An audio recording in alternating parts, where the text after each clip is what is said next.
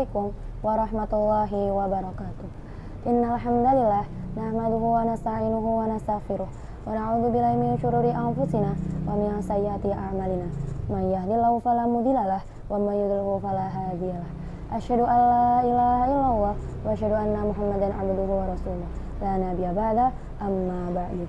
Pertama-tama, marilah kita panjatkan puja dan puji syukur kita terhadap kehadirat Allah SWT yang telah memberikan kita nikmat sehingga kita dapat berpuasa di bulan suci Ramadan ini dengan keadaan sehat walafiat. Kedua kalinya, salawat beserta salam tak lupa kita curahkan kepada junjungan kita, Nabi besar kita, Nabi Muhammad SAW. Beliaulah yang telah membawa kita dari zaman kegelapan menuju zaman yang terang benderang ini. Berdirinya saya di sini akan menyampaikan kultum yang berjudul Ramadan, Bulan Peningkatan Ilmu bagian 1. Kaum muslimin yang berbahagia, kenyataan sejarah dan juga pengamatan di sekitar kita telah menyimpulkan dengan sederhana bahwa ilmu membuat kita menjadi mulia.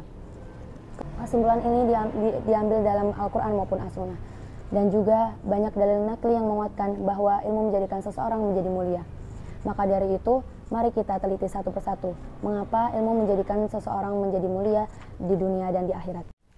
Pertama, Allah membedakan dan meninggikan derajat orang yang berilmu. Allah Subhanahu wa Ta'ala berfirman, katakanlah, adakah sama orang-orang yang mengetahui dan orang-orang yang tidak mengetahui? Sesungguhnya orang yang berakal yang dapat menerima pelajaran. Quran Surat Az-Zumar ayat 9. Dan Allah juga berfirman dalam Quran Surat Al-Mujadalah ayat 11. Dan Allah akan meninggikan orang-orang beriman di antaramu yang memiliki ilmu pengetahuan beberapa derajat. Dan Allah mengetahui apa yang kamu kerjakan. Ibnu Abbas radhiyallahu anhu mengomentari ayat ini.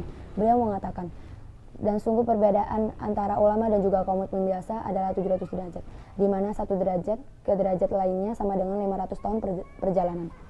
Kedua, orang berilmu senantiasa dijadikan rujukan. Allah Subhanahu wa Ta'ala berfirman, maka bertanya kepada orang-orang yang mengetahui dan jika kamu tidak mengetahui. Quran Surat An-Nahl ayat 43. Pasti orang yang berilmu senantiasa dijadikan rujukan dan tempat bertanya terhadap orang-orang yang memiliki masalah. Maka dari itu, para ulama, guru dan juga ustadz senantiasa ditempatkan di tempat yang mulia. Ini adalah bukti nyata bahwa ilmu menjadikan seseorang menjadi mulia bukan cuma di akhirat saja. Ketiga, ilmu adalah warisan Nabi.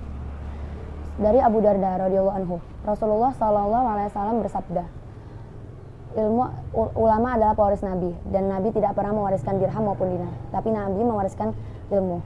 Maka barang siapa mengambilnya, mereka telah mengambil bagian besar. Hadis riwayat Tirmidzi, Ahmad dan Ibnu Majah.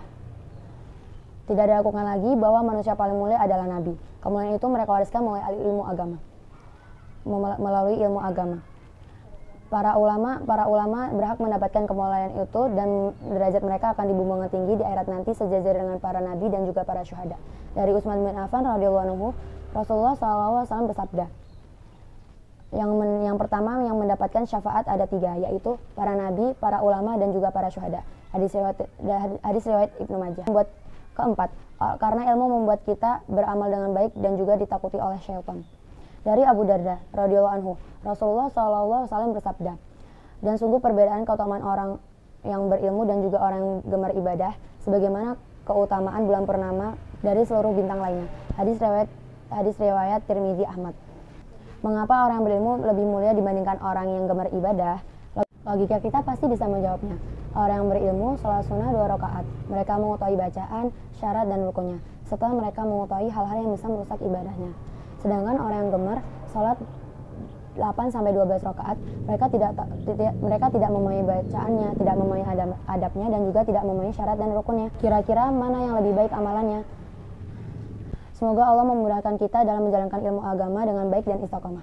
Wallahu a'lam bishawab. Kurang lebihnya saya mohon maaf dan kepada Allah saya mohon ampun.